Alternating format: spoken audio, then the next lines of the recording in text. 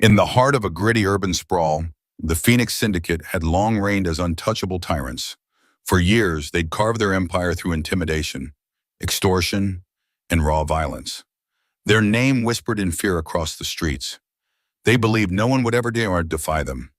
When they turned their predatory gaze toward a small, underfunded clinic tucked away in a forgotten corner of the city, they expected the usual outcome: submission. To them, Dr. Malcolm Graves was just another easy mark, a weary, middle-aged doctor too consumed with saving lives to risk his own, quiet, unassuming, and wholly dedicated to his patients. He seemed like someone who'd crumble under pressure, just like all the others before him. What they didn't know, what they couldn't have known, was that Dr. Graves was far more than he appeared. They saw a man in a white coat, but they missed the scars beneath, earned in war zones where he'd patched up soldiers under a hail of bullets. They didn't know about the years he'd spent as a combat medic, where survival demanded not just skill with a scalpel, but the ability to fight, to endure, to act when hesitation meant death. Those steady hands, honed by countless surgeries, were as capable of breaking bones as they were of mending them. So when the syndicate stormed into his clinic, demanding control, they thought they were facing a helpless civilian. They were wrong. By the time the night was over, the Phoenix Syndicate would learn a brutal lesson: some men don't bend, some places don't fall, and beneath the calm patience of a healer, a warrior could still be waiting. The clinic hummed with the familiar chaos of a place stretched thin but soldiering on. The sharp scent of antiseptic hung in the air, barely masking the faint metallic tang of blood. In the modest waiting room, life unfolded in quiet vignettes: a mother cradling her feverish child, an elderly man massaging his arthritic knee, a woman stifling a cough into a crumpled tissue. Through it all, Malcolm Graves moved like a steady current, his presence both commanding and reassuring, his focus unwavering despite the weight of the day. In the back, under the harsh glare of fluorescent lights, a patient lay on an examination table, his shirt pulled back to reveal a jagged gash across his ribs. Blood seeped through the gauze that Nurse Nia Reynolds pressed firmly against the wound, her face tight with focus. "You're lucky," Nia muttered, her voice low but sharp as she shook her head. "Another inch, and you'd be in a body bag. Not on this table." The man, Dion Carter, a well-liked convenience store owner known in the neighborhood for his easy smile, winced but forced a weak laugh. "Lucky," he rasped, coughing faintly. "Didn't feel like it when they had me on the ground." Our Graves approached, snapping on a fresh pair of gloves, his piercing eyes flicking from Dion's pale face to the ugly wound. He assessed it with the practiced calm of someone who'd seen far worse shrapnel wounds in deserts, bullet holes in jungles. "This happened today?" he asked, his voice steady, almost too calm. Dion nodded, his breath catching as Nia adjusted the gauze. "Barely locked up my store when they came for me. 5, maybe 6 of them. Took everything in the register, then started grabbing stuff off the shelves like it was a free-for-all. Told me I should be grateful they didn't kill me." Graves exhaled slowly through his nose, a deliberate breath that betrayed nothing. "Did they say anything else?" Dion swallowed hard, his eyes flickering with unease. "Yeah, said it's their neighborhood now. Said anyone running a business has to pay up or they'll start collecting in other ways." The room seemed to grow heavier, the air thick with the weight of what wasn't said. Graves pressed 2 fingers to Dion's wrist, checking his pulse, but his mind was already elsewhere. This wasn't just a random robbery. It was a message, a calculated move. "Who was it?" Nia asked, though the answer was already forming in all their minds. Dion's gaze dropped, his voice barely above a whisper. "Pete's crew." A heavy silence settled over them, charged and unspoken. Graves didn't react, save for the faint tightening of his jaw. He reached for his tools, preparing to stitch the wound with the same precision he brought to every task. The work came first always. Whatever this meant for the clinic, whatever storm was brewing, that was a problem for later. As the late afternoon sun slanted through the clinic's windows, casting golden streaks across the worn linoleum floor, The neighborhood outside carried on with its usual rhythm. A car stereo thumped in the distance. Children's laughter echoed from a nearby street, and the city's pulse beat on, oblivious to the tension brewing within the clinic's walls. But the moment 5 men strode through the front doors, that rhythm shattered. The air tightened, the steady hum of the clinic's routine grinding to a halt. A mother in the waiting area instinctively pulled her young son closer, her grip tightening on his arm. An older man, his hands folded over his cane, suddenly found the cracked floor tiles fascinating, avoiding eye contact. The leader, Rico, sauntered in with the swagger of a man who owned the world. His eyes swept over the clinic's modest interior, dingy walls, mismatched chairs, shelves of carefully organized supplies before landing on Dion, still seated on the examination table, his ribs freshly bandaged. Rico's smirk was all teeth, a predatory gleam that said he knew Dion had run here to escape them. "Well, damn, Dion," Rico drawled, his tone dripping with mock amusement. "Thought we made it crystal clear earlier. You don't get to say no to us." Dion's shoulders stiffened, but he kept his mouth shut, his eyes fixed on the floor. Rico's attention shifted to Dr. Graves, his smirk widening into something sharper. "And you, Doc," he said, his voice laced with condescension. "You're going to help us out." Graves had been watching them from the moment they entered, noting every detail, the way they fanned out to dominate the space, the subtle bulges under their jackets hinting at weapons, the way Rico's posture screamed arrogance. He peeled off his gloves with a slow, deliberate motion, dropping them into the waste bin before meeting Rico's gaze. "If you're hurt," Graves said evenly, "take a seat. I'll see what I can do." Rico let out a sharp, humorless laugh, shaking his head. "Nah, see, that's not how this works. We ain't here for treatment.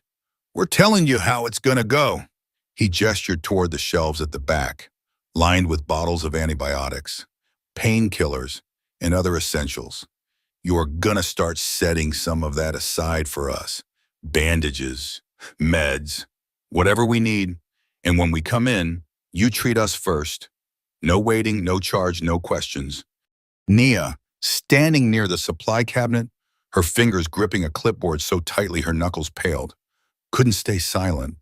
"That's not how this clinic works," she said, her voice steady but edged with defiance. Rico's gaze snapped to her, his amusement curdling into something darker. "I don't think you heard me," he said, his tone shedding any pretense of civility. "I wasn't asking." From his spot near the entrance, Ez, a former associate of the syndicate who'd long since left that life behind, took a step forward. His voice was calm but firm, carrying the weight of someone who'd seen too much to be intimidated. "You're done here," he said. "Walk out before this turns into something you don't want." Rico's lips curled into a low, mocking chuckle.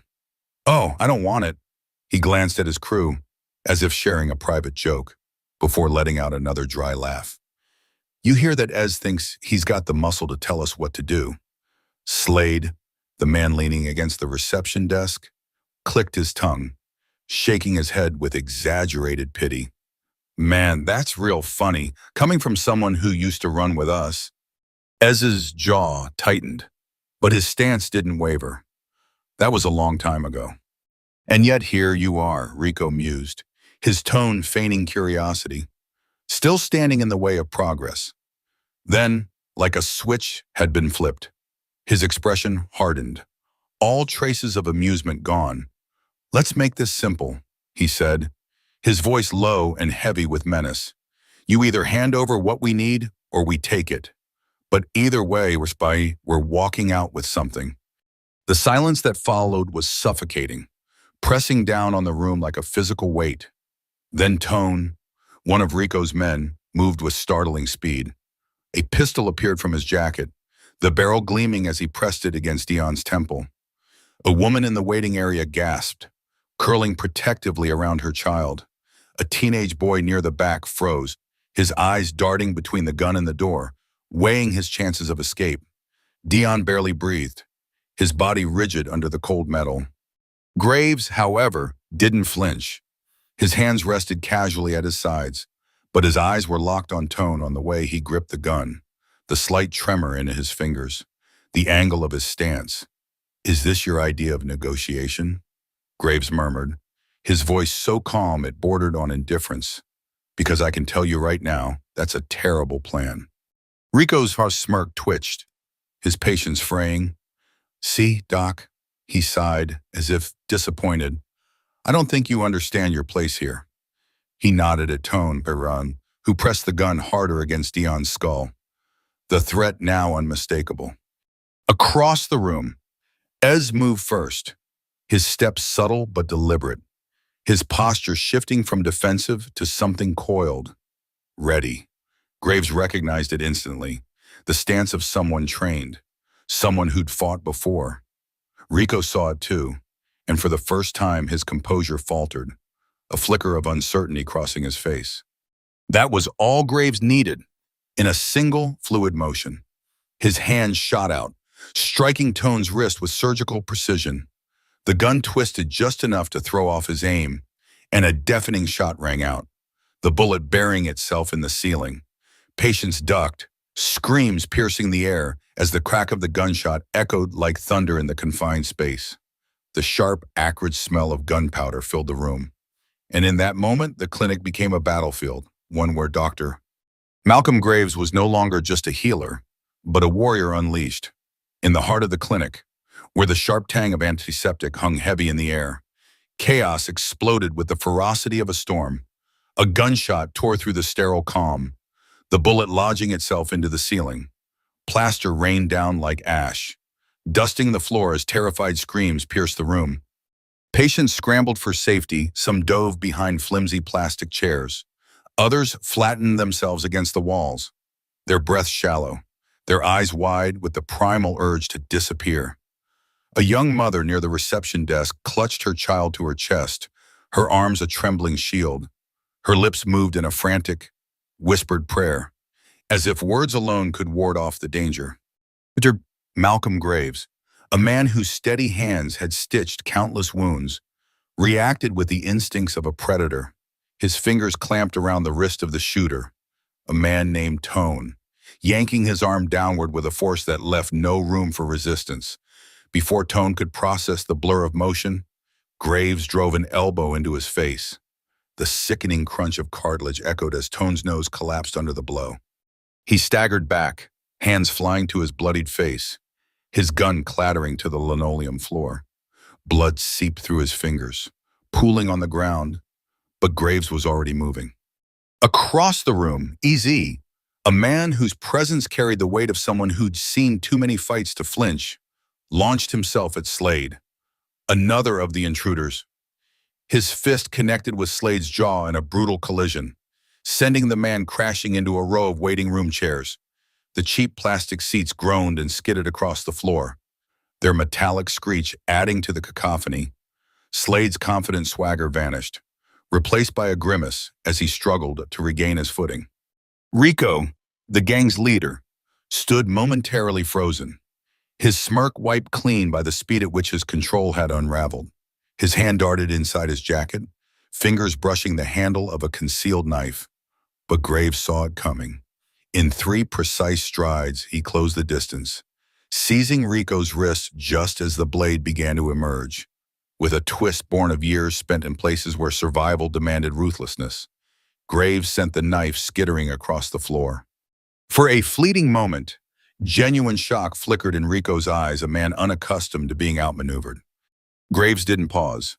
He drove his knee into Rico's ribs, the impact forcing a strangled gasp from the gang leader's lungs. Rico stumbled, his balance faltering, his arrogance crumbling.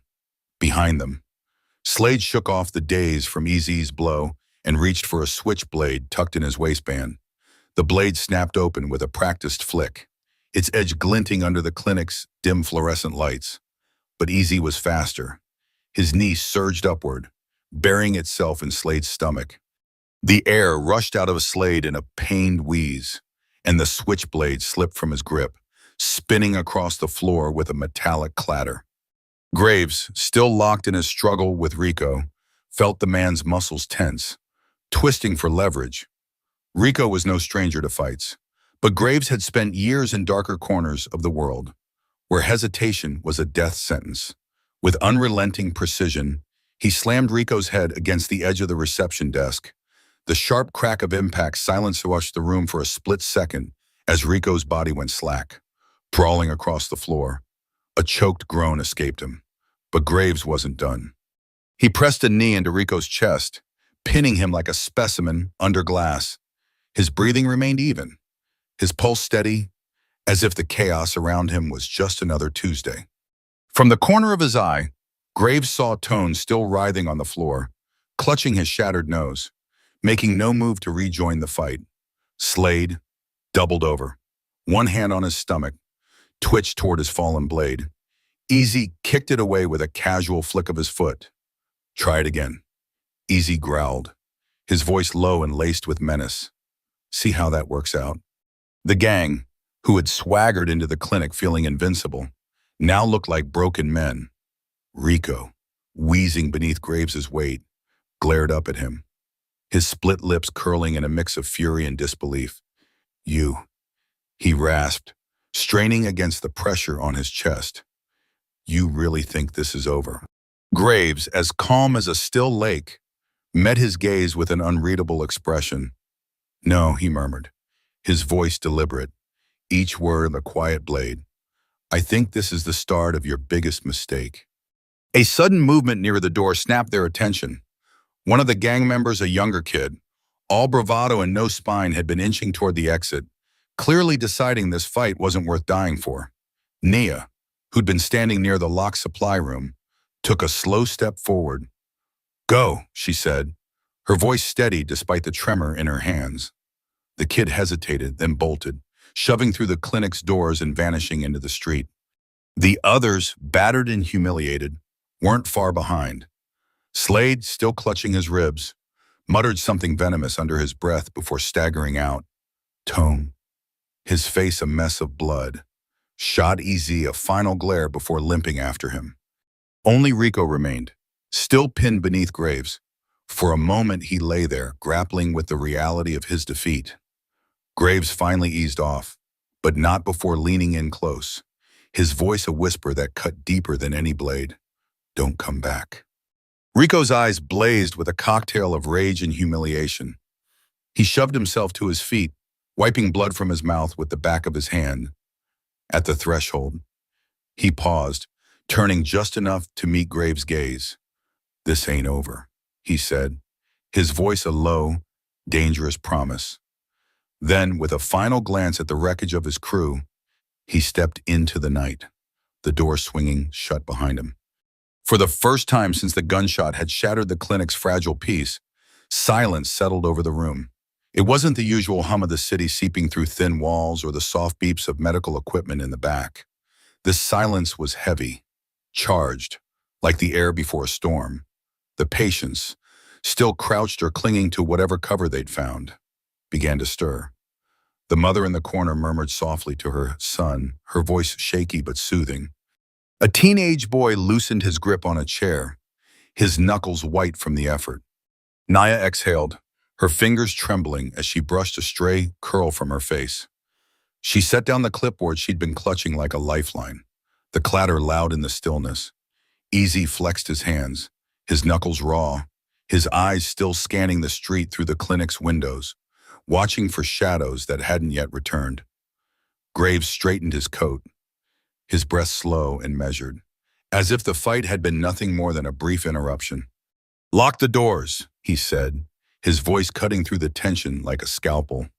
The clinic had never been truly quiet.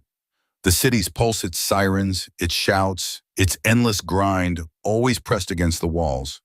But now the silence was something else, a weight that settled into the bones of everyone inside. Dr.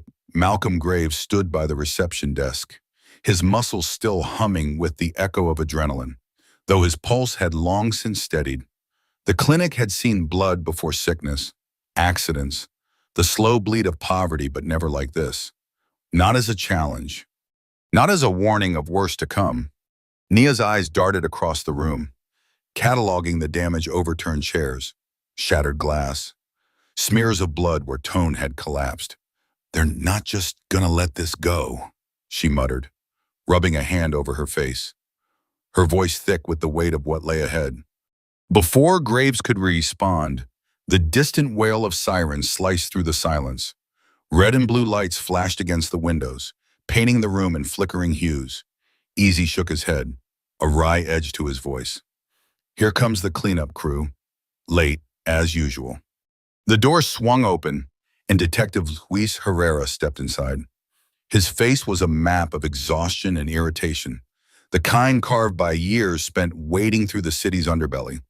His suit was rumpled, his tie loosened, his sleeves rolled up just enough to hint at a man who'd long since stopped believing he could hold back the tide. He just tried to keep it from drowning everyone. His sharp gaze swept the room, taking in the chaos, the blood, the broken furniture, the shell-shocked faces. He pinched the bridge of his nose, a sigh escaping him before he spoke. You want to tell me what the hell happened here? Graves exhaled, his eyes still on the street outside, where the shadows seemed to linger just beyond the light. The clinic was still, but the city never slept, and neither did the promises made in blood.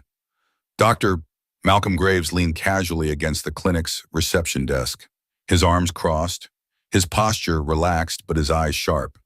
His voice carried a calm, almost detached tone as he spoke to Detective Herrera, who stood before him. Rico and his crew got picked up a couple blocks from here, Graves said, his words measured. Found them in an alley, looking like they'd just gone a few rounds in a street fight. You wouldn't know anything about that, would you? Herrera exhaled slowly, adjusting his sleeves with deliberate care, his gaze briefly dropping to the floor before meeting Graves' eyes. Nia, standing nearby, let out a sharp scoff, her arms crossed tightly. Maybe you should ask them what went down instead of strolling in here acting like we're the ones causing trouble, she snapped, her voice laced with defiance. Herrera's eyes flickered to her for a moment before settling back on Graves. They're not talking, he said, his tone flat. No complaints filed, no weapons found, no statements given. Officially, I've got nothing to work with. He paused, then leaned in slightly, lowering his voice so only Graves could hear. But off the record, you just humiliated Rico and his boys. And men like him, they don't let that kind of thing go. Graves didn't flinch. He'd known this was coming. Herrera's expression remained unreadable as he pressed on. They'll be back, and when they come, it won't be for bandages or supplies. They'll be looking to burn this place to the ground. You should shut the clinic down for a while. Graves, lay low. Graves met Herrera's gaze, something cold and resolute settling in his eyes. You know I'm not doing that, he said, his voice steady, unyielding. Herrera let out a sharp breath, shaking his head in frustration. Then you'd better be ready, because next time they won't just be making a point. They'll be out for blood. A heavy silence hung between them, thick with unspoken warnings. Without another word, Herrera turned and walked out, the red and blue lights of his squad car flashing briefly before fading into the city's endless sprawl, as if he'd never been there at all. The clinic felt eerily still in his absence, but the tension lingered, coiling tighter with every passing second. Nia paced a few steps, her movements restless, before stopping abruptly to face Graves. Her voice was quieter now, but no less firm. We have patience. Malcolm, she said, her eyes searching his. People come here because they've got nowhere else. But if this place turns into a war zone, if you let it turn into one, we're not helping them anymore. We're putting them in danger. She wasn't wrong, and Graves knew it.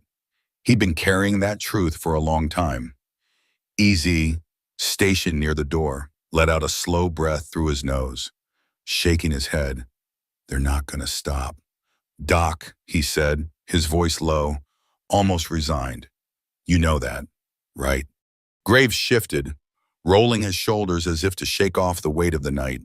His hand smoothed the front of his coat, a small, deliberate motion, before he met their gazes. His expression was unreadable, but his voice was firm. No, he said quietly. They're not. No one spoke for a long moment. Nia turned back to the supply cabinet, muttering under her breath as she began organizing what little they had left. Ease glanced out the window, his eyes scanning the darkening streets as the first hints of twilight crept over the city. Graves stood in the center of it all, his mind already turning to what lay ahead. The last of the police cars had vanished nearly an hour ago, their radios fading into the night like a distant memory. But the clinic was far from calm. The waiting room had been cleared, the remaining patients sent home or discharged, yet the air still buzzed with unease. Dr. Malcolm Graves stood by the shattered front window, the faint glow of emergency lights casting jagged shadows across the floor. Broken glass glittered in heaps, reflecting slivers of streetlight, while overturned chairs lay scattered from the earlier chaos.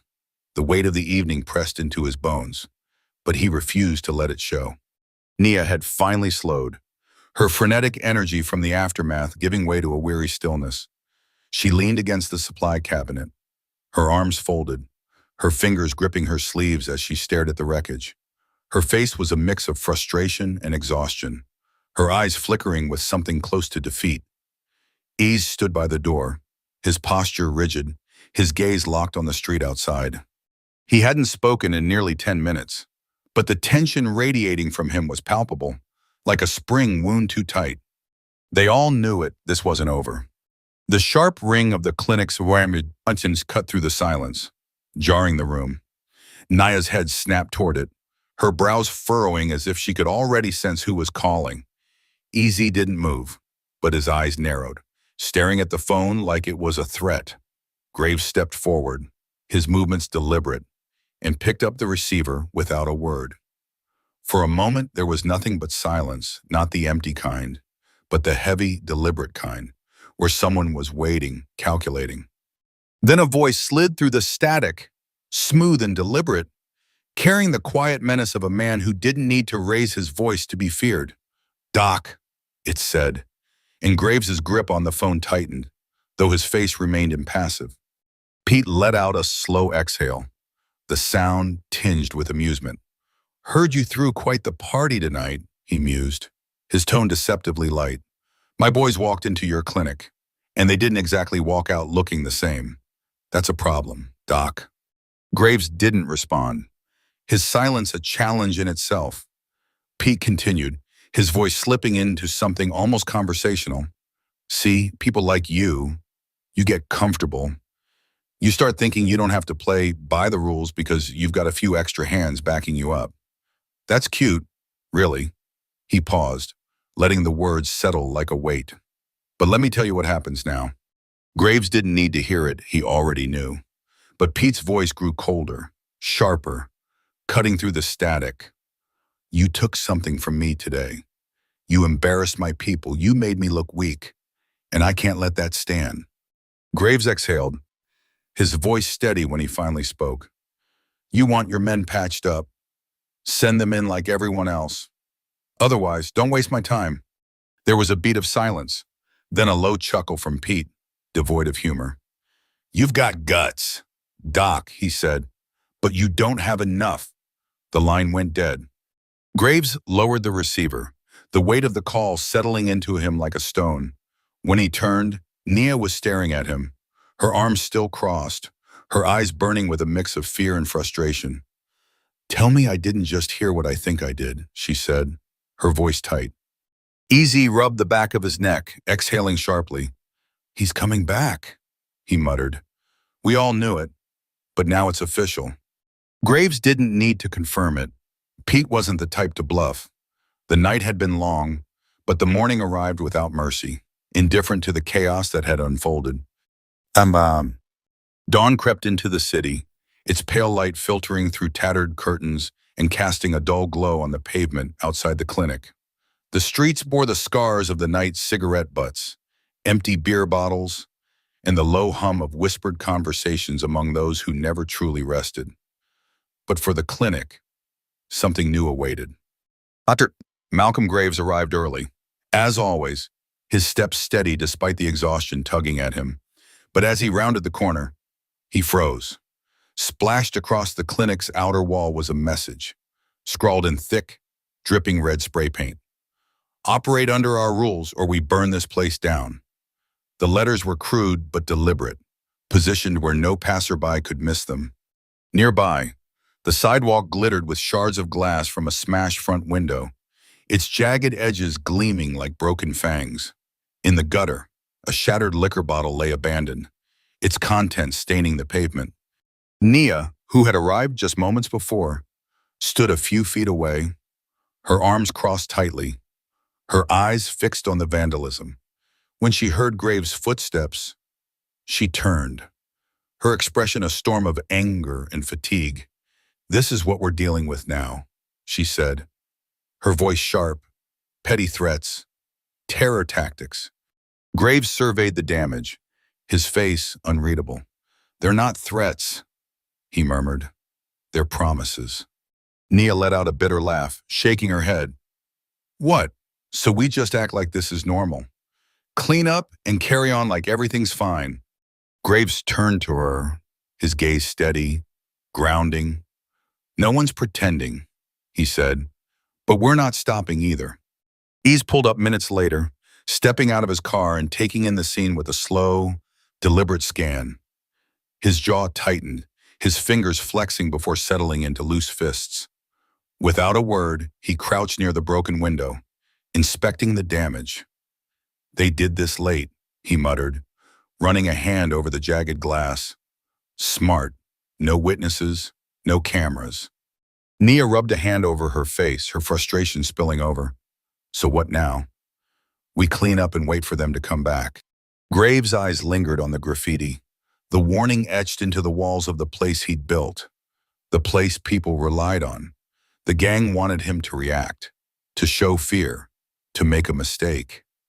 Instead, he turned toward the door, his voice firm. "Clean it up. Keep the doors open." Nia's expression tightened, but she followed, her steps heavy with unspoken protests.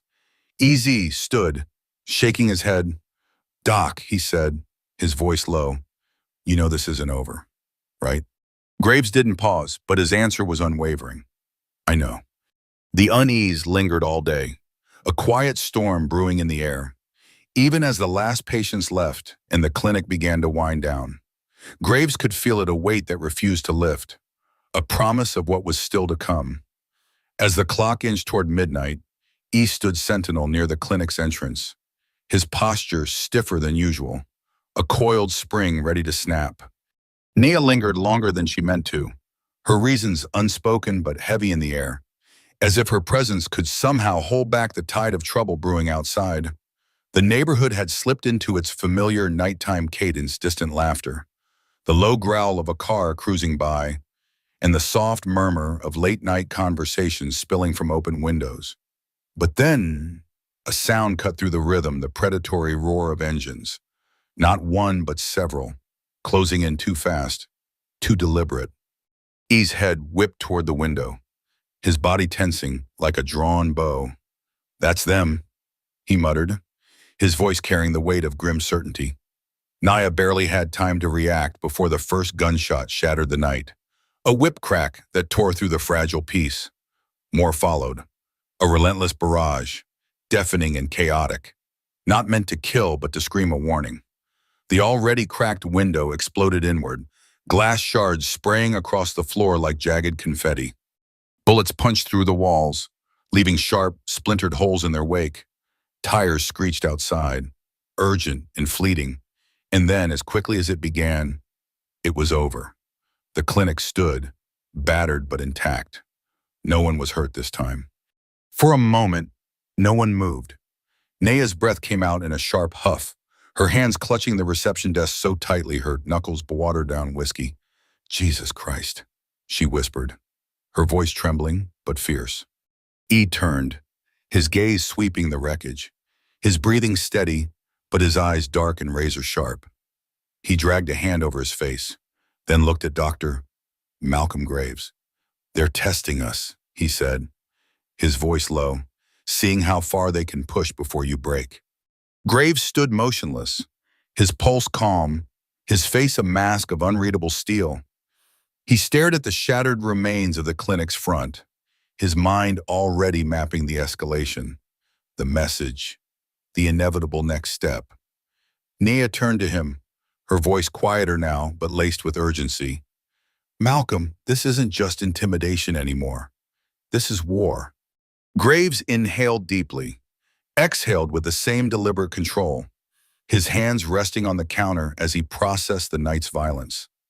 He knew what was coming, and he knew. This wasn't just a warning, it was the opening move in a deadly game, a countdown to something far worse. The acrid scent of gunpowder clung to the air, a lingering promise that the night's chaos wasn't a nightmare, but a vow of more to come. The drive-by had left its scars, bullet holes pockmarking the brick exterior, glass crunching underfoot. The clinic transformed from a sanctuary of healing into a battlefield marked by violence. In the early morning hours, Dr. Malcolm Graves worked tirelessly, boarding up the shattered windows and patching the worst of the damage. The waiting room, once bustling with patients, stood eerily empty. Those who had trusted this place as a safe haven now hesitated, their absence a silent testament to the success of Pete's campaign. The graffiti, the broken glass, the bullets that had come close but not too close, they were all designed to grind Graves down, to force a choice, submit or fight. Just before noon, the phone rang, its shrill tone slicing through the heavy silence. Nia, still wired from the night before, didn't bother checking the caller ID. She didn't need to, they all knew who it was. Graves moved with a calm that defied the circumstances, lifting the receiver without a word. A brief pause, then Pete's voice slithered through, smooth and unhurried. Still standing, Doc. Graves said nothing, his grip tightening on the phone. Pete chuckled, the sound low and almost amused. Figured you'd be too stubborn to walk away after last night. But let's not pretend you don't see where this is headed. Another pause. Then, you're outnumbered, outgunned, and out of time. You don't want this war. Doc, you ain't built for it. Graves exhaled slowly, his voice steady when he finally spoke. Then what do you want? Pete hummed, as if mulling it over. You already know. You stock what we need, treat our people first, stay in your lane. Do that, and we don't have a problem. Graves leaned against the counter, his fingers tapping lightly on the wood as he weighed the demand. And if I don't, Pete's voice shed its last trace of warmth. Then expect a war. A click, and the line went dead. Graves lowered the phone, his expression unreadable, but the air in the room had shifted, charged with a new kind of tension. Nia stood near the supply shelves, arms crossed, her breath uneven. Then she snapped, her voice sharp, the frustration she'd held back boiling over. This isn't just about you, Malcolm. They're not just coming for you, they're coming for all of us. Graves turned to her, his face still a mask. You think I don't know that? Then why the hell are you acting like this is your fight alone? Nia's hands balled into fists, her voice trembling with anger and fear. I did not sign up to work in a war zone. I came here to help people, not to get caught in the crossfire of whatever this has turned into. Graves studied her, his gaze steady. You saying you want out? Nia opened her mouth, then closed it, her throat tight as she grappled with her own words. Finally, she exhaled, shaking her head and turning away, her arms wrapping around herself. I don't know if I can do this. Malcolm, I don't know if I should. Her words hung in the air, heavy and unresolved, a silence stretching between them that neither could break. Across the room, he shifted, his silence louder than any words. He'd been listening, watching, but the weight on his shoulders was different, heavier. Graves turned to him. You've been quiet. He let out a breath, rubbing a hand over his face. Because I don't know what the hell to say. His voice was low, thick with something deeper than frustration. This ain't something you just stop. Pete ain't Rico. He doesn't lose. He's not going to take the L and walk away. He's going to keep coming until he gets what he wants, or he buries you. Graves watched him closely. You think I should give in? He let out a dry, humorless chuckle. Ain't what I said. He exhaled, shaking his head. But I don't see a win here either. Graves tilted his head slightly. You thinking about going back? He stiffened, his posture tightening like a taut wire. I didn't say that. But you're thinking it. A beat of silence. He exhaled sharply, looking away. His jaw clenched. I left that life for a reason. Doc, he said, his voice quieter now, heavier. But I know how this game is played. And if you think you can beat Pete on your own, you're lying to yourself. Graves studied him for a long moment before speaking. You're not that person anymore. He scoffed. Yeah, tell that to the people who still see me as nothing but a street soldier. Another silence settled, thick and suffocating. Naya turned back, her voice softer but no less sharp. We need to do something, Malcolm, because I don't think we can take another hit. Graves inhaled slowly, exhaled with the same deliberate calm. He'd spent his life saving people on battlefields, in the streets, in this very clinic. But now he faced a choice that wasn't a choice at all. Pete had drawn his line in the sand, and the question wasn't whether Graves would cross it, it was whether he could survive what lay on the other side. The weight of that decision seeped into the clinic's walls, pressing into every corner, heavy and inescapable. Surrender or fight, there was no middle ground, and Dr. Malcolm Graves had never been a man to back down. The air inside the clinic crackled with unspoken tension, a storm waiting to break. Naya had stopped arguing, but her silence carried more weight than her words ever could. She'd made her position clear. She wasn't here to die in a war zone. He hadn't said it outright, but Graves could see the conflict in his eyes, the pull of a past he'd fought to leave behind. None of that changed what had to be done. Graves stood behind the reception desk, his arms braced against the counter, his eyes scanning the clinic not as a place of healing anymore, but as a battlefield. Every entry point, every blind spot, every vulnerability, he mapped them with the precision of a man who'd learned survival under fire. They were coming. He had to be ready. The first step was securing the clinic. The plywood slapped up after the drive-by wouldn't hold. He needed something stronger. With E's help, he reinforced the front entrance with metal brackets, securing the doors against forced entry. The windows were boarded with thicker panels, leaving only narrow slits for visibility. The back entrance, meant for emergencies, was sealed save for a single reinforced access point. E stepped back, wiping sweat from his brow, and muttered, "This'll slow them down. But if they really want in, they'll find a way." Graves nodded, his mind already racing ahead.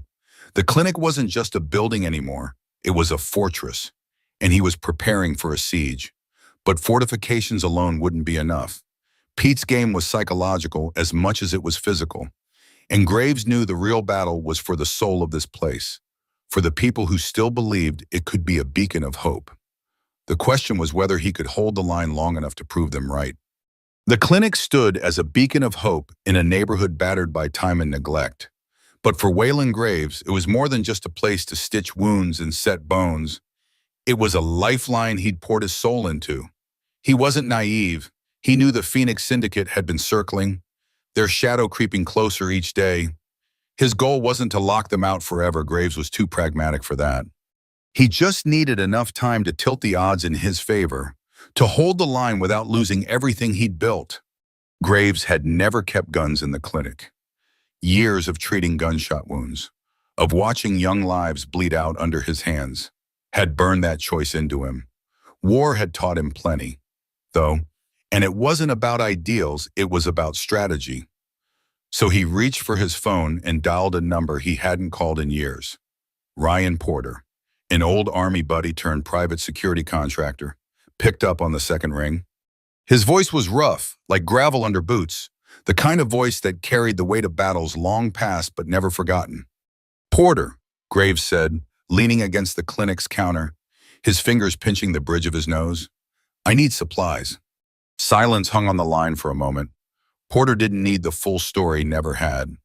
They'd served together in places where chaos was the only constant, where Graves had stitched up soldiers while bullets sang overhead.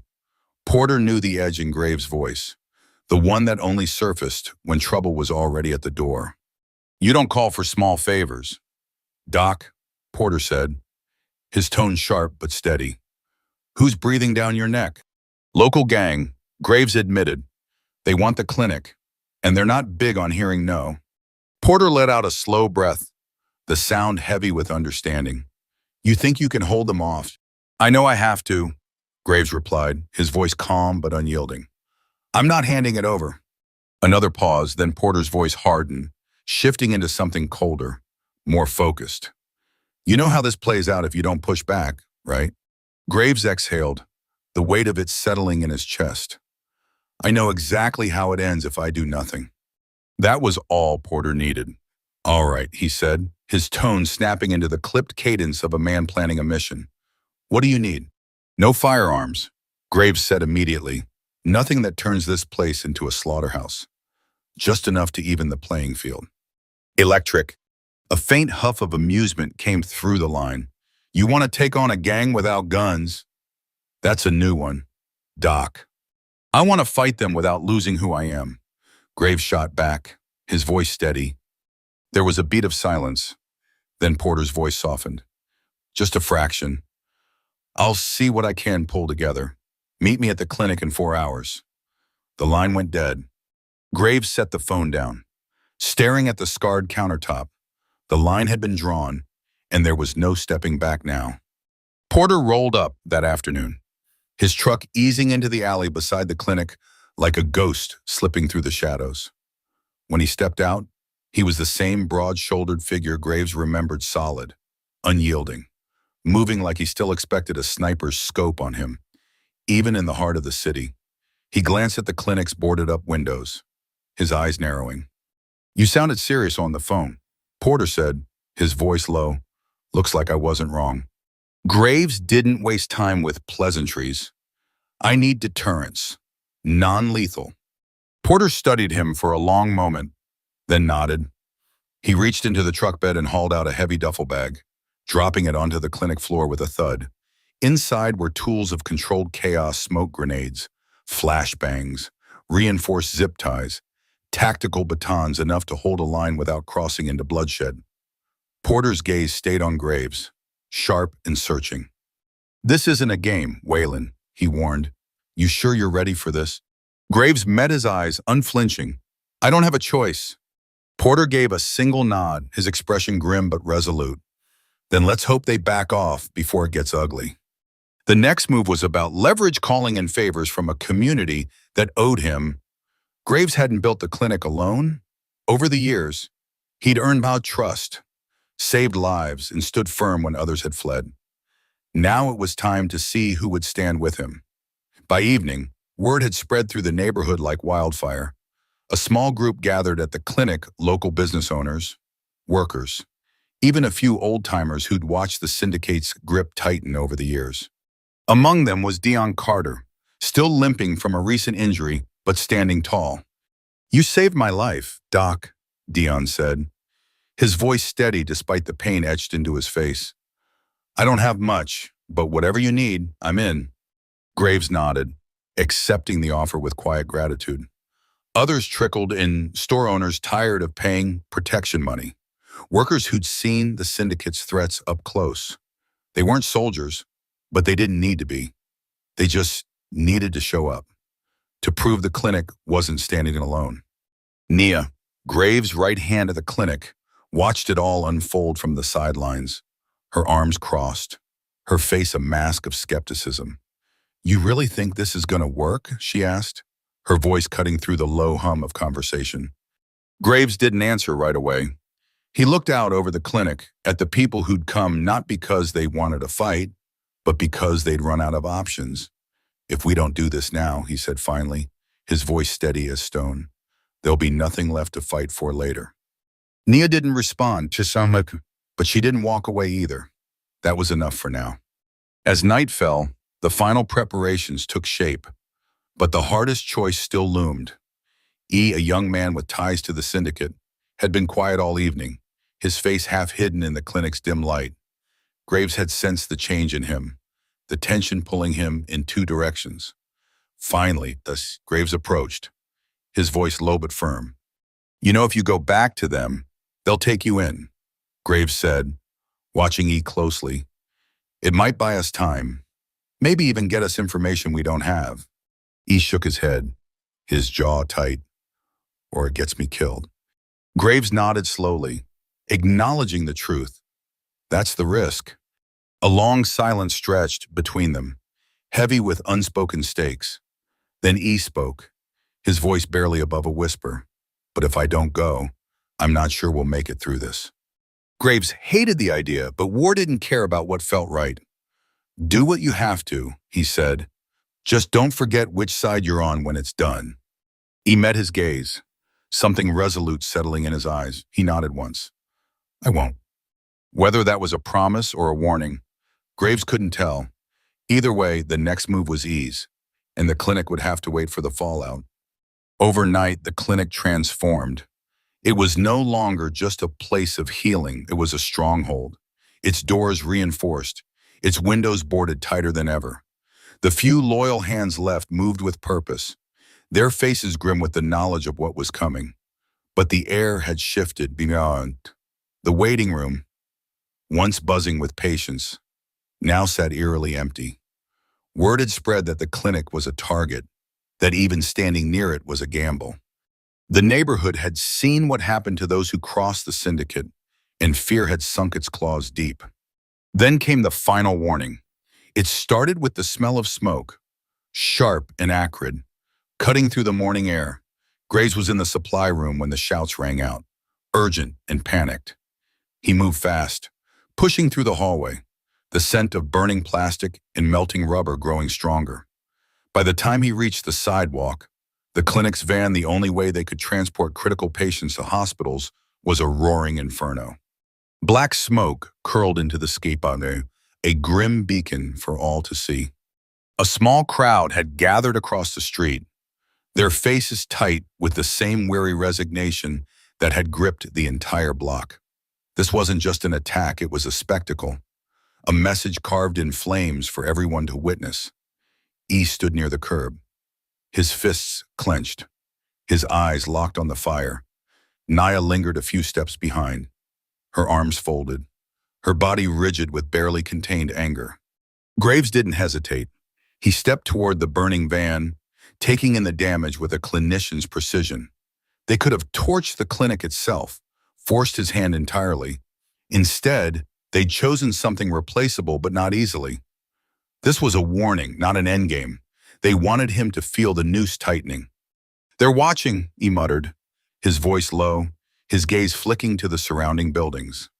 Graves followed his line of sight, catching the faint glint of eyes in the shadows, waiting to see if this was the moment he'd crack. Naya let out a sharp breath, her voice taut. So what? We just act like this didn't happen. Graves didn't answer right away. He pulled out his phone, called the fire department, and turned back to the clinic without a word. No fear, no anger, no sign of defeat, because that was what the syndicate wanted, a reaction, a fracture. And that was exactly why he refused to give it. The flames were still smoldering when the next move came. Rico, one of the syndicate's enforcers, showed up mid-afternoon, alone this time, dressed sharper than usual, like a man sent to close a deal. He didn't barge in or throw his weight around. He simply strolled through the front door, leaned against the counter, and flashed a smirk that didn't reach his eyes. Graves met him at the reception desk, arms crossed, his voice steady. You think we're still negotiating? Rico chuckled, shaking his head. This ain't a negotiation, Doc. It's a courtesy. He glanced around the empty waiting room, his smirk widening. Looks like people already know what's good for him. Graves didn't flinch. Get to the point. Rico sighed, like he was disappointed in a slow student. Pete's trying to be reasonable. You had your fun, made your stand, but now it's time to get smart. You want to keep this place open? It's going to be under our protection. Supplies get set aside for us. When we need treatment, we don't wait. And you don't call the cops when things get messy. Dr. Malcolm Graves leaned forward, his eyes locked on Rico with a steely resolve that cut through the haze of the dimly lit room. No matter what you pull, you're not changing my mind. I'm not playing by your rules. His voice was low, a quiet storm brewing beneath the surface. Rico's smirk faltered, his confidence shaken for just a moment before he leaned back, his expression hardening. "Fine," he said, voice dripping with menace. "But the next fire won't be out in some parking lot." The air between them thickened, heavy with unspoken truths. They both knew the path they were on, and there was no turning back. Graves let out a slow, deliberate breath through his nose, his jaw tight. "Tell Pete he should have burned it all down last night," he said, his words sharp and final, "because he's not getting what he wants." Rico studied him, his gaze flickering between grudging respect and outright disbelief, as if weighing whether Graves was a man of conviction or a fool about to meet his end. Without another word, Rico turned on his heel and walked out, his silhouette swallowed by the fading light of the setting sun. As dusk settled over the city, Nia stormed into the clinic's supply room, her frustration boiling over like a pot left too long on the fire. She slammed the door behind her, the sound echoing in the cramped space. "You're out of your damn mind, Malcolm," she snapped, her voice trembling with a mix of anger and desperation. Graves stood at the counter, methodically sorting through the dwindling pile of medical supplies, bandages, antiseptics, a few vials of painkillers that wouldn't last the week. He didn't look up, his hands steady despite the storm in the room. "You could have ended this today," Nia pressed, stepping closer. "You could have stopped this before it spirals out of control." Graves finally turned, meeting her furious glare with a look that was calm but unreadable, like the surface of a lake hiding treacherous currents below. "You really think Pete would have let us walk away?" he asked, his voice soft but pointed. "You think he's the type to negotiate?" Nia's eyes narrowed, her hands balling into fists. "I think you didn't even try."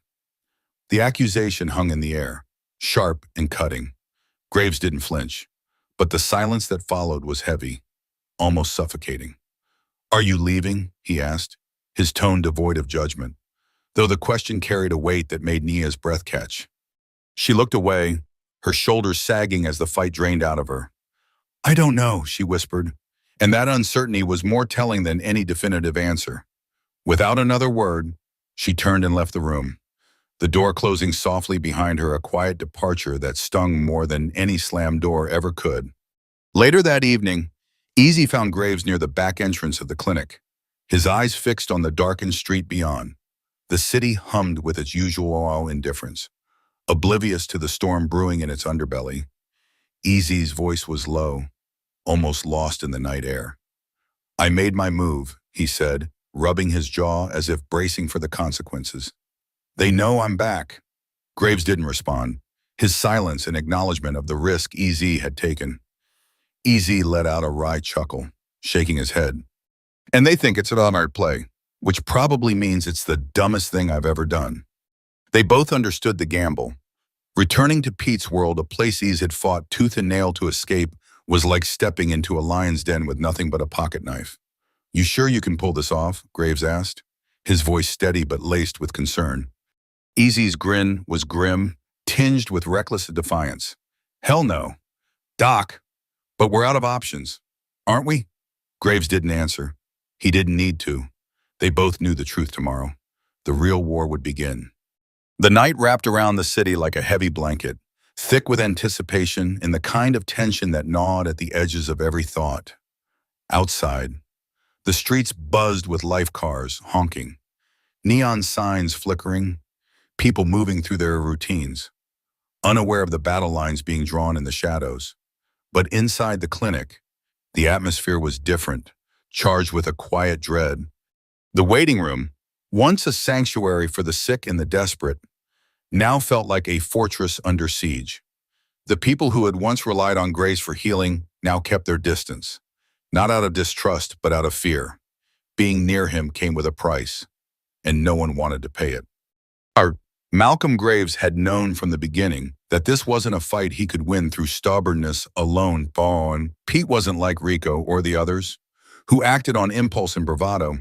Pete was a strategist, always 3 moves ahead, his every action calculated to erode his enemy's options until surrender was the only path left. It had been nearly a full day since EZ had slipped back into the life he'd sworn to leave behind, and the silence that followed was deafening.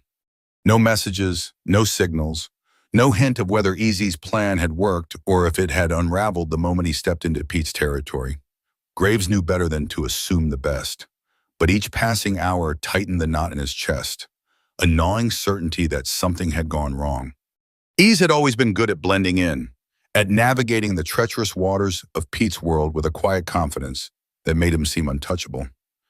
He moved through the ranks with a careful balance, not too eager, not too reluctant, just steady enough to avoid suspicion. He listened to the murmurs, the hushed conversations about Graves and the problem he'd become. He played the part of a man who'd finally come to his senses, who'd grown tired of pretending he could be anything other than what Pete's world demanded. But reintegrating into a life like that came with its own dangers. Trust was a rare commodity, and a man who'd walked away once was never fully welcomed back. Doubt crept in slowly at first, a sidelong glance, a shift in tone, the way Rico's eyes lingered just a little too long, searching for a crack in EZ's facade. It wasn't long before the cracks began to show. In the back of a cavernous warehouse, under the flicker of dim fluorescent lights, Rico cornered EZ. Shadows stretched across the concrete walls, and a handful of Pete's men lingered nearby, their presence a silent threat. Rico's voice was deceptively light, almost playful, but the edge beneath it was unmistakable. "You really expect us to believe you just waltzed back in? No strings attached?" he asked, tilting his head. EZ met his gaze, his expression calm but guarded. "I came back because I'm done pretending I can be something else," he said, his voice steady. Rico let out a short, humorless laugh, shaking his head. "See, I want to buy that. I really do. But there's this nagging part of me that just doesn't." He stepped closer, his voice dropping to a dangerous whisper. "And you know what we do to people we don't trust." EZ didn't respond. He didn't need to. The first punch came fast, a brutal strike that signaled the beginning of the end. The first sign of trouble reached the clinic in the form of Nia, who burst through the door with a fire in her eyes and fear clutching at her heart. Her phone was gripped so tightly her knuckles were white, and the anger radiating off her barely masked the dread beneath. "You need to see this," she said, her voice sharp and clipped, as if holding back a flood of emotion. She thrust the phone toward Graves, who took it without a word. The video began to play, the footage shaky but unmistakable. EZ sat tied to a chair, his face battered, bruises blooming across his cheek, blood trickling from the corner of his mouth, his left eye swollen shut. He wasn't fighting, wasn't pleading, just sitting there with a look of grim acceptance that hit harder than any scream could. Off screen, a voice spoke, smooth and deliberate. "Pete, this is what happens when you send a rat into my house," he said, each word laced with cold satisfaction. The camera shifted, revealing Rico standing beside EZ, a knife in his hand, the tip pressed lightly against EZ's throat. Pete's voice came again, slow and deliberate. "You wanted a war, Doc. This is what war looks like." A pause, heavy with intent. "Let's see if you're willing to pay the price." The screen went black. Nia's breathing was ragged, her arms crossed so tightly it seemed she was holding herself together by sheer will. "So what's the plan?" she demanded, her voice trembling with urgency. Graves didn't answer right away. His mind was racing, sorting through every possible move, every angle, every risk. He could feel the weight of Pete's trap closing in, the knowledge that this was exactly what Pete wanted, a moment to force Graves to break. He looked at Nia, then at the boarded-up windows, the empty waiting room, the clinic he'd poured his life into. Finally, he spoke, his voice steady. "We get him back." The plan was simple, in theory: get in, get EZ, get out. But in practice, it was a reckless, near-suicidal mission. There was no time for finesse, no room for error. Graves wasn't about to let EZ become a message etched in blood on a warehouse floor. The warehouse itself loomed on the city's outskirts, a hulking relic of rusted steel and weathered concrete, its walls stained with the ghosts of crimes long forgotten. It sat nestled behind overgrown lots and cracked pavement, a place where hope went to die. Graves moved through the shadows, a specter in the night. The air was thick with the scent of gasoline and metal, the distant glow of neon signs barely piercing the darkness. He'd been in places like this before, war zones where survival hinged on instinct and precision, but this was different as this wasn't about saving soldiers. It was about saving a friend. Easy was inside, and time was running out. Graves had spent the past few nights studying the warehouse, memorizing every detail, the guards' routines, the blind spots, the vulnerabilities in Pete's so-called fortress. Pete thought he was untouchable, surrounded by his loyal soldiers, but Graves knew better. No stronghold was impregnable. The perimeter guards were sloppy, more street thugs than trained operatives. They smoked at their posts, leaned against walls, scrolled through their phones, their laughter carrying too far into the quiet night. They didn't expect trouble, they were spawn. They were wrong. Graves moved with lethal efficiency, his steps silent and deliberate. The first guard went down with a precise strike to the base of the skull, collapsing before he could utter a sound. The second caught a glimpse of movement, but too late Graves slammed him against the wall, muffling his grunt with one arm while delivering a quick, incapacitating blow to the ribs, then another to the throat. The man crumpled, unconscious. One by one, Graves dismantled the outer defenses, leaving no trace, no alarm. Pete and his men were oblivious to the predator now inside their walls. The main entrance was too exposed, so Graves slipped through a side loading bay, easing past a half-jammed door that creaked faintly under his touch. The interior was dimly lit, a single bulb flickering overhead, casting long, distorted shadows across the concrete. The air was heavy, thick with the promise of violence, and Graves knew that somewhere in this maze of steel and darkness, Easy was waiting, alive or dead. He couldn't be sure, but he wasn't leaving without him. The murmur of voices hit Dr. Malcolm Graves first, sharp and mocking, slicing through the stale air of the warehouse. "Thought he could fool us the moment he strutted in," Rico sneered, his voice dripping with amusement. But there was a jagged edge to it, frustration, maybe even a flicker of doubt. "Figured we wouldn't bother checking his phone, huh?" Another voice chimed in, smug and taunting. Graves, moving like a shadow through the dimly lit hallway, pressed himself against a rusted storage container, its cold steel biting into his skin. From his vantage point, he could see the scene unfolding in the main room. Ezekiel, or EZ as they called him, sat tied to a chair in the center, his jaw swollen with fresh bruises, his breath slow but steady, like a man clinging to defiance. Pete loomed nearby, arms crossed, his eyes locked on EZ with the calm certainty of someone who'd already written the ending to this story. "I don't take kindly to traitors," Pete said, his voice smooth, almost casual, like they were discussing the weather. "And I really don't like people thinking they can outsmart me." Ez exhaled sharply through his nose, his gaze unwavering, not a hint of fear in his eyes. "You really think the doc's coming for you?" Pete let out a dry chuckle, shaking his head. "Nah, he's smarter than that. He knows you're a lost cause." Graves didn't linger on the words. He moved, silent as a specter, his steps deliberate as he closed in on the first guard.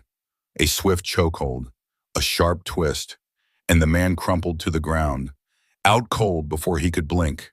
The second guard didn't fare any better. The two precise strikes, one to the throat, one to the solar plexus, and he was down. Barely a whisper of resistance. Graves was already moving toward EZ, his focus razor sharp. Pete's head snapped up, his instincts kicking in, honed by years of surviving in a world where betrayal was currency. But Graves was faster. A gunshot cracked through the air, the bullet grazing past as Graves lunged, using the chaos to cover the final distance. His fist slammed into Rico's jaw, sending him stumbling back. But Graves didn't pause to watch him fall. He was at EZ's side in an instant, his knife slicing through the ropes with a single fluid motion. Ez sucked in a ragged breath, rolling his shoulders as the restraints fell away. Took you long enough, he muttered, a faint smirk tugging at his lips. Graves didn't bother with a reply. Pete was back on his feet, his gun raised, his voice cold as ice. You think this changes anything, Doc? There was a crack in his composure now, a sliver of uncertainty bleeding through. Graves met his gaze, unflinching. Yeah, I do. Pete smirked and was all teeth, his finger tightening on the trigger. But EZ moved bruised, aching, but fast. He drove his elbow into Rico's gut, snatching the pistol from his hand and shoving him back. A shot rang out, wild and off target, shattering a bulb overhead. The room plunged into darkness, shouts erupting as Pete's men scrambled, blind and disoriented. Graves and EZ didn't hesitate. They wove through the chaos, slipping between crates, dodging wild swings and panicked gunfire. The air was thick with the sound of bodies crashing, metal clanging like a storm tearing through a junkyard. Another shot went off, then another. But by the time the emergency lights flickered on, Graves and EZ were already gone. They burst out of the warehouse's side entrance, the cold night air hitting them like a slap. EZ groaned, pressing a hand to his ribs as they sprinted toward the alley. I'm getting too old for this, he panted, half laughing. Graves scanned their surroundings, his pulse steady, his eyes sharp for any sign of pursuit. Then don't get caught. Next time, EZ chuckled, shaking his head. Next time, let's make sure there's no next time. Graves didn't respond. He didn't need to. They both knew this wasn't over, not with Pete still out there. Not with the war shifting into something new, something uglier. Hours later, just past midnight, the city was unnaturally still, as if it sensed the violence brewing. The usual hum of traffic and distant voices had faded, leaving only the faint buzz of streetlights and the creeping shadows that swallowed the neighborhood. Inside the clinic, Dr. Malcolm Graves stood motionless, his breath slow and controlled, the air heavy with the weight of what was coming. He'd spent years learning to read the quiet before a fight, the subtle shift in energy, the electric charge that signaled everything was about to go sideways. EZ crouched near the door, peering through a narrow slit in the barricade. 3 cars, at least, he whispered, his voice low. Rico's out front, strutting like he's already won. Graves didn't need to hear the details to know what they were up against. Rico's men weren't here to talk, they were here to erase them, to stamp out any resistance to their control. The first strike came like thunder, a deafening bang against the clinic's front doors. The barricades shuddered, splinters flying as the wood groaned under the force. A second blow followed, then a third, each one heavier, more relentless. Graves exchanged a glance with EZ, a silent agreement passing between them. It was time. The doors exploded inward, and Rico charged in, his men flooding the room with the raw, reckless energy of predators who thought the kill was already theirs. They had numbers, weapons, and the arrogance of men who believed they were untouchable. What they didn't have was a plan for what came next. A smoke grenade detonated the moment they crossed the threshold, unleashing a thick, choking fog that swallowed the entrance. The room turned into a maze of shadows, silhouettes twisting in the haze. Confusion took hold instantly. Shouts of "what the hell" and "spread out" filled the air. But Graves was already in motion. The first man stumbled through the smoke, a knife glinting in his hand. Graves sidestepped the wild lunge, grabbing the attacker's wrist and twisting until the blade clattered to the floor. A knee to the gut doubled him over, and a sharp elbow to the back of the head sent him sprawling, unconscious. Another came at him, swinging blindly. Graves ducked, pivoted, and delivered a crushing strike to the ribs, followed by a second to the jaw. The man hit the ground before he knew what hit him. EZ was holding his own near the entrance, fighting with the brutal efficiency of someone who'd been in too many scraps to count. A thug rushed him, but EZ was faster, catching him in a chokehold and using his momentum to slam him headfirst into the reception desk. The crack of impact echoed, another body down. The smoke began to thin, but the damage was done. Rico's men had lost their edge. their initial charge crumbling under the weight of calculated resistance. But they weren't out yet. Gunfire erupted, bullets tearing through the barricades, shredding chairs, and embedding into walls. Debris rained down, splinters stinging the air. Graves and EZ moved like ghosts, ducking behind overturned tables, using the clinic's tight hallways to funnel their attackers into choke points. One of Rico's men broke for the back door, trying to flank them. Graves caught the movement in his peripheral vision and adjusted, slipping through the fading smoke. He reached the man just as he grabbed the handle, driving a fist into his throat to cut off his cry. A sharp kick to the knee dropped him, and before another could react, Graves twisted, using the second attacker's momentum to slam him into a supply cabinet. A precise strike to the solar plexus left him wheezing, clutching his stomach as he collapsed. Then, through the thinning haze, Rico emerged. Blood stained the corner of his mouth from an earlier hit, but his stance was steady, his eyes burning with defiance. In his right hand, a knife caught the flicker of the clinic's dying lights. Graves met his gaze, already shifting his weight, reading every angle, every twitch. "You should have stayed down," Rico growled, wiping the blood with the back of his hand. Graves exhaled, his voice low and even. "So should you." Rico lunged, the blade slicing toward Graves' ribs.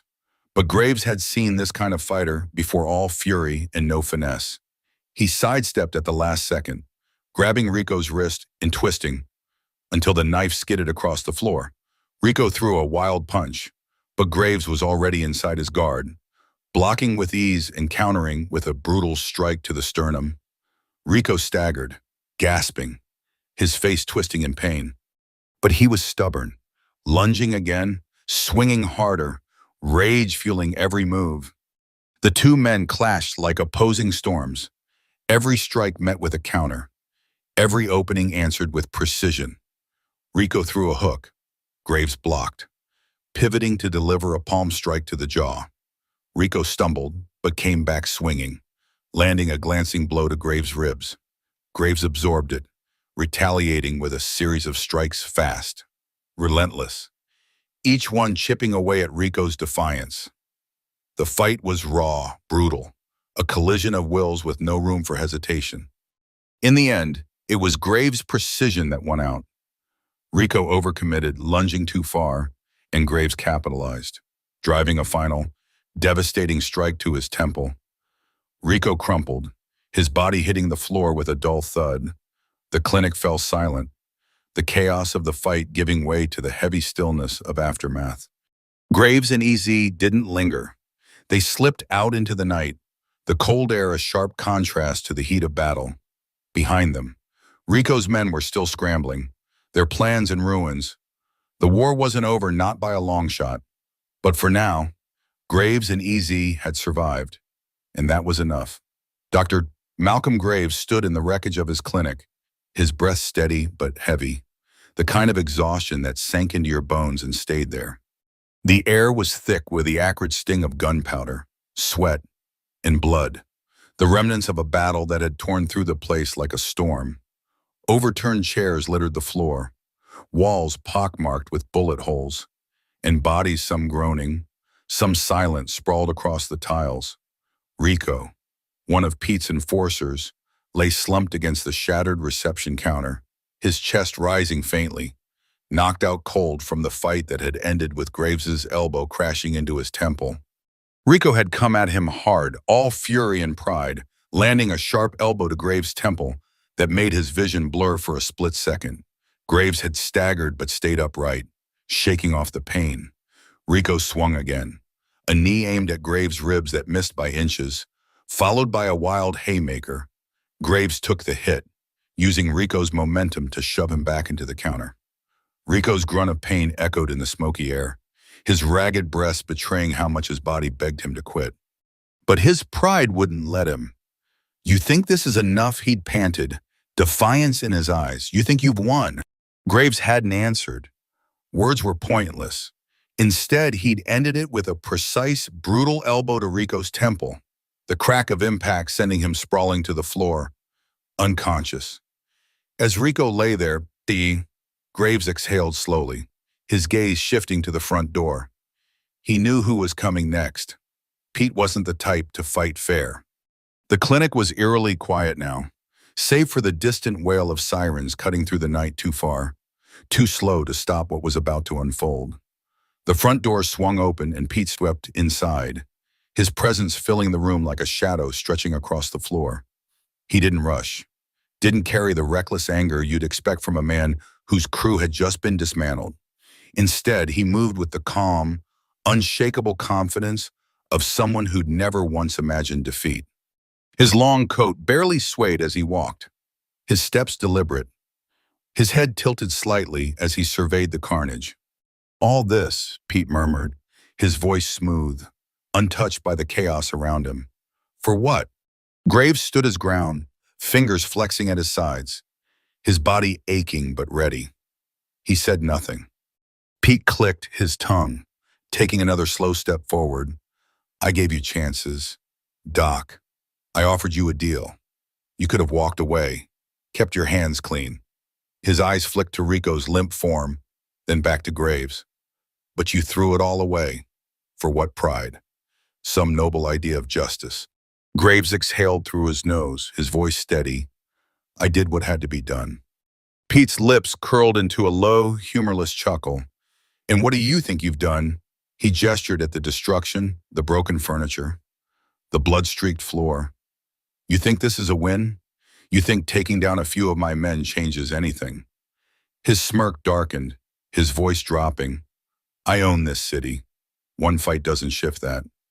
Graves tilted his head, his tone calm, but cutting. "You talk a lot for a man standing alone." The smirk vanished. Pete's eyes narrowed, his shoulders squaring as the air in the room grew heavier, electric with the promise of violence. The time for talking was over. Pete moved first, lunging forward with a speed that caught Graves off guard. For a man who usually let his lackeys handle the dirty work, Pete was fast, dangerously so. Graves sidestepped, narrowly dodging a fist aimed at his jaw, but Pete was already adjusting, throwing a sharp elbow toward Graves' ribs. The blow landed, sending a jolt of pain through Graves' side, but he countered with a quick palm strike to Pete's jaw. Pete barely flinched, retaliating with a brutal hook that Graves blocked just in time, the force of it pushing him back. Pete pressed the attack, his strikes precise, each punch carrying the weight of a man who'd been trained to kill. Graves stumbled, his back hitting an overturned chair, but he stayed on his feet. Pete lunged again, throwing a wild right hook. This time, Graves was ready. He caught Pete's arm, twisting it sharply and using his momentum to send him crashing into the reception desk. The counter shuddered under the impact, but Pete was already recovering, surging back with a snarl. They collided in a blur of fists and fury. Graves landed a sharp knee to Pete's ribs, but Pete answered with a vicious elbow to Graves' throat that left him gasping. The fight tore through the clinic, walls trembling as bodies slammed into them, drywall cracking, furniture splintering under their weight. Pete caught Graves with a brutal uppercut, sending him staggering into a pile of broken chairs. The world spun for a moment, and Pete seized the chance, grabbing Graves by the collar and slamming him to the ground. The back of Graves' head hit the floor hard, pain exploding through his skull. Pete loomed over him, breathing heavily but still in control, his lips split, knuckles bloodied. That damn smirk was back. "You fought hard, Doc," he said, rolling his shoulders. "I'll give you that." His hand drifted to his waistband, fingers brushing the grip of a gun. But no more games. Graves didn't think he acted. With a surge of adrenaline, he twisted, his legs shooting out to kick Pete's knee. The joint buckled, and Pete cursed, the gun slipping from his grip for a split second. That was all Graves needed. He pushed up from the floor, tackling Pete with every ounce of strength he had left. They crashed through a set of supply shelves, medical equipment scattering across the floor, the gun skittering out of reach. Pete tried to fight back, but Graves was relentless. One punch, two, three, each blow landed clean, precise, meant to end it. Pete struggled, tried to block, But Graves was faster, stronger, driven by something deeper than pride. A final, devastating elbow to Pete's jaw sent him collapsing to the floor, unmoving. Graves stood over him, chest heaving, battered but unbroken. The sirens were closer now, their wail cutting through the night like a promise. For the first time, Pete had no words, no smirk, just silence. Blue and red lights flashed through the broken windows, painting the clinic's ruins in stark, shifting colors. The stench of sweat, smoke, and blood clung to the air, a permanent mark of the battle that had unfolded. Rico groaned, dragging himself up from the counter, his face bloodied but alive. The rest of Pete's men lay scattered across the floor, some stirring, others out cold, their reign over the neighborhood reduced to a fading echo. The police stormed in, the lead officer's gun drawn, eyes wide as he took in the devastation. His team followed, voices sharp, demanding control of a situation that had already been settled. Hands where we can see them, one shouted. Graves didn't move, just exhaled, rolling his shoulders as the bruises beneath his skin began to throb. Two officers moved to Pete, flipping him onto his stomach and cuffing his wrists. He barely stirred, his breathing shallow, his body limp from the beating. You got him good, Rico muttered, wiping blood from his brow. Graves didn't respond for his eyes fixed on Pete as the officers hauled him to his feet. The man who'd ruled the streets with an iron grip, who'd built an empire on fear, could barely stand. The smirk was gone, replaced by a hollow emptiness. Pete lifted his head, meeting Graves's gaze as they dragged him toward the door. You think this changes anything, he rasped, his voice cracked but still laced with venom. Graves held his stare, unflinching. You already lost. Pete let out a weak, bitter chuckle, shaking his head as the officers shoved him outside. And just like that, he was gone. As the last of Pete's men were dragged away, the lead detective, Luis Herrera, stepped forward, his face tight with a mix of respect and disbelief. The clinic was a war zone, but Graves stood tall, the weight of his victory settling over him like a hard-earned crown. The fight was over. Now came the reckoning.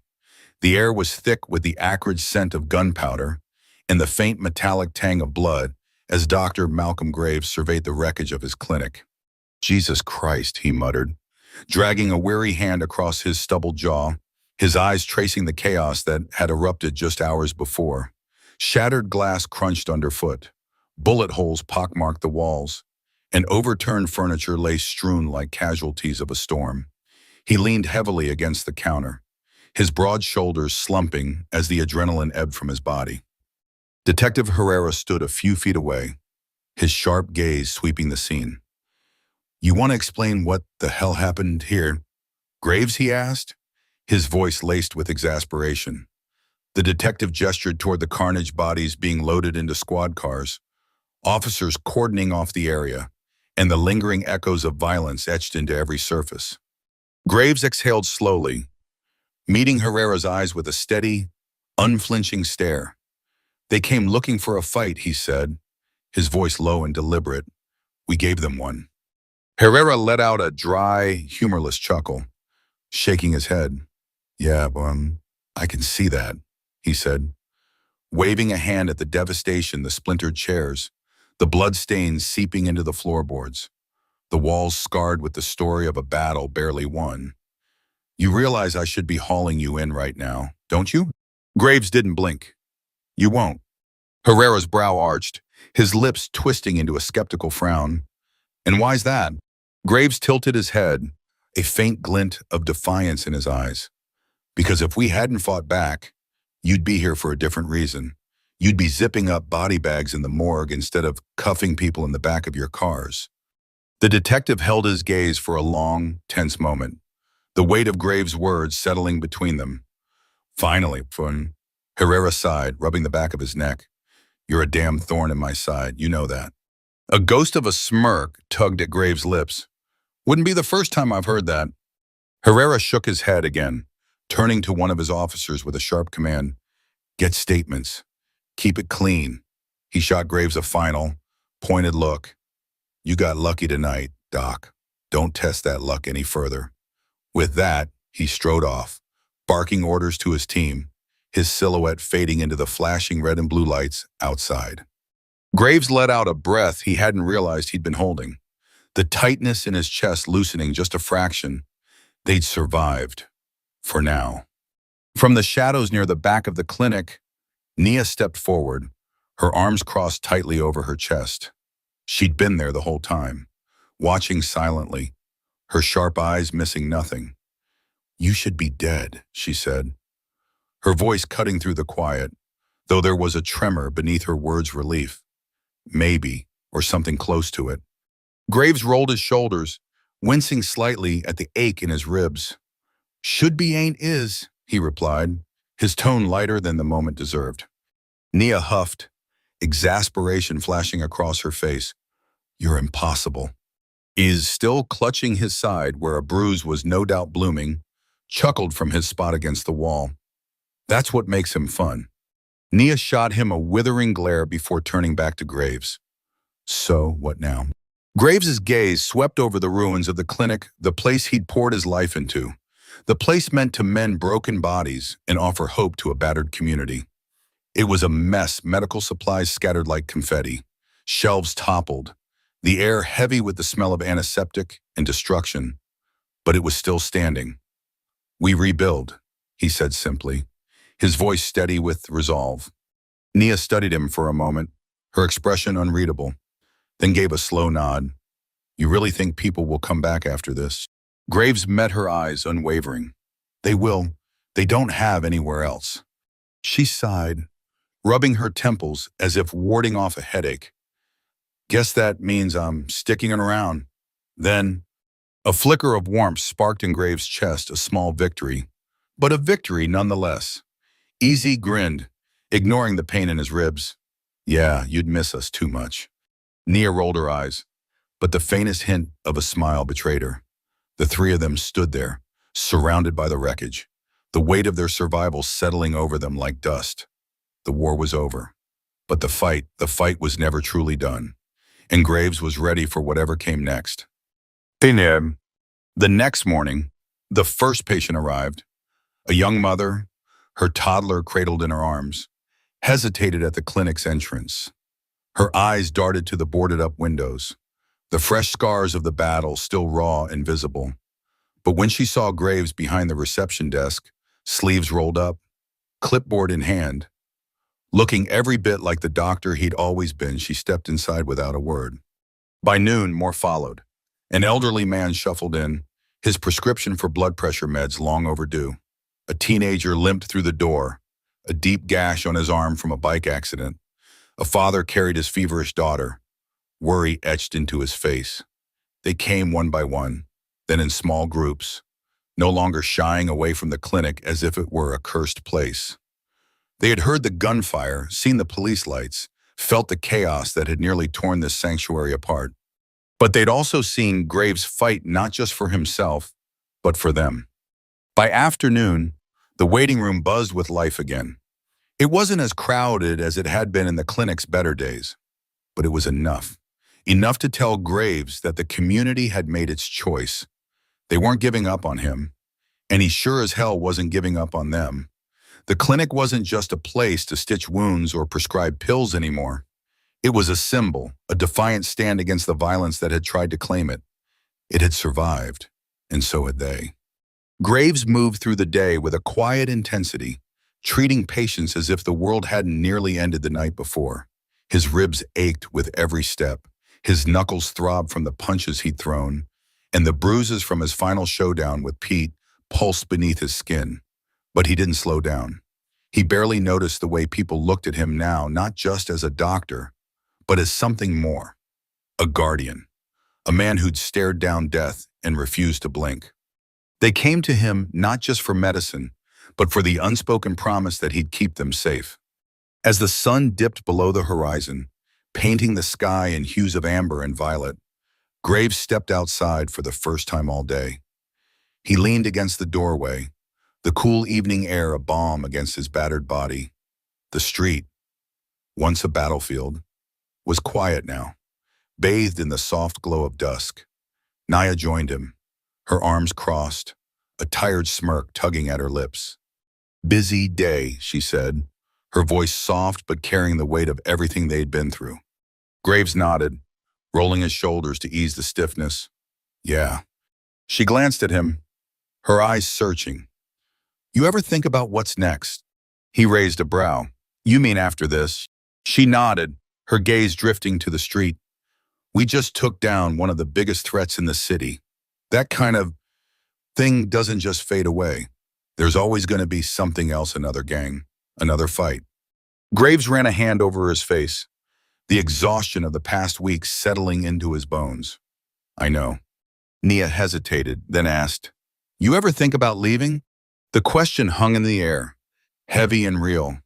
He'd thought about it late at night when the weight of responsibility pressed too hard, when the blood and the violence felt like too much to carry. He could walk away, start fresh somewhere new. A clean slate, a clinic far from the chaos. But then he thought of the people inside the mother with her sick child, the old man who needed his meds, the kid with the busted arm. If he left, who would fight for them? He shook his head. This is home. Later that night, when the last patient had gone and the clinic was silent, Graves sat at his desk, the dim glow of a lamp casting long shadows across the room. A folder lay open before him, stuffed with medical reports, financial records, the history of every struggle to keep this place alive. At the bottom, tucked beneath the paperwork, was a photograph. A younger Graves, dressed in military fatigues, stood shoulder to shoulder with men who were now just memories. Brothers lost to a war he'd tried to leave behind. His fingers traced the edge of the photo, his mind drifting to those days, the screams, the gunfire, the desperate fight to keep people alive in a world that seemed built for death. He'd walked away from that life, or so he'd thought. But the war had followed him, seeping into the streets of this city, into the walls of his clinic. Here, though, he wasn't fighting for abstract ideals or distant orders. He was fighting for something tangible, something worth every scar and sleepless night. He closed the folder, leaning back in his chair. Outside, the city hummed with life. Inside, the clinic stood tall, stronger than ever. The fight wasn't over, it never would be.